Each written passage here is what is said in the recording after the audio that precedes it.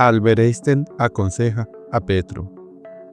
Columna de opinión de Mark Eichmann para Semana. Decía Albert Einstein que no podemos resolver nuestros problemas con el mismo pensamiento que usamos cuando los creamos. Nada más cierto se aplica al gobierno actual y al futuro agrícola de Colombia.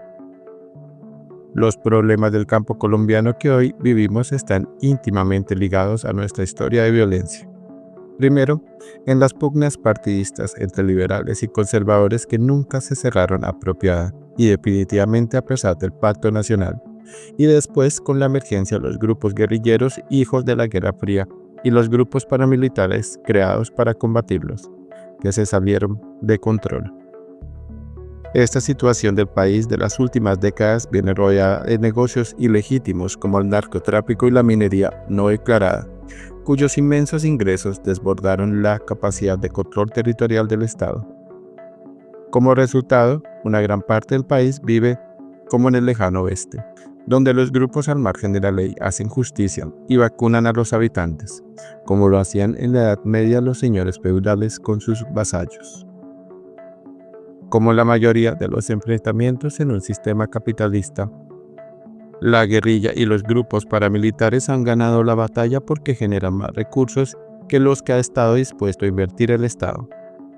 La negativa de este gobierno a fumigar los cultivos de coca, su ampliamente vociferadas incautaciones de cocaína, que no impiden que las exportaciones del alcaloide estén en máximos históricos, y el desmantelamiento de la capacidad de respuesta de las Fuerzas Armadas, les han entregado el control del territorio a los grupos al margen de la ley, que hoy encuentran en ellos mismos su única talanquera para convertirse en un pseudo-estado.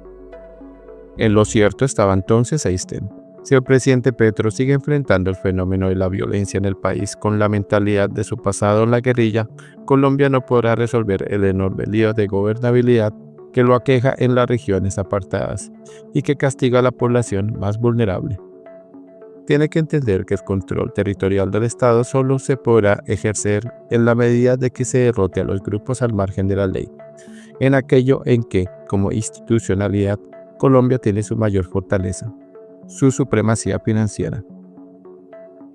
La guerra desde lo financiero debe darse en dos frentes. El primero, desbaratar las fuentes de ingresos de los ilegales.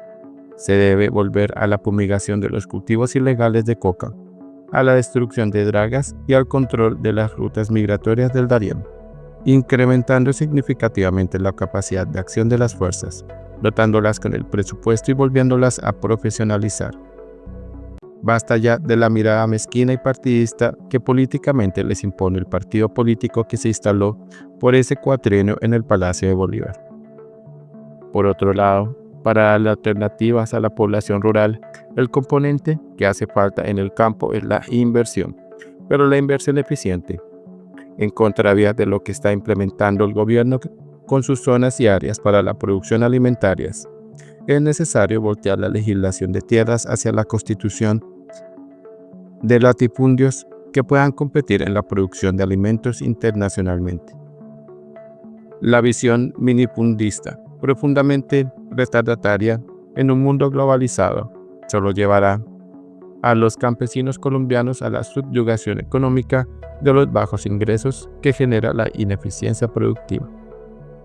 En otras palabras, el giro rotundo que necesita Colombia para combatir la desigualdad, el subdesarrollo y la pobreza de sus zonas rurales no pasa por las ideas regurgitadas de la izquierda de los años 60 que inspiraron a las guerrillas que tienen el país incendiado, sino por un plan de desarrollo coordinado en el que el sector privado invierta y produzca con eficiencias similares a las de los estándares internacionales.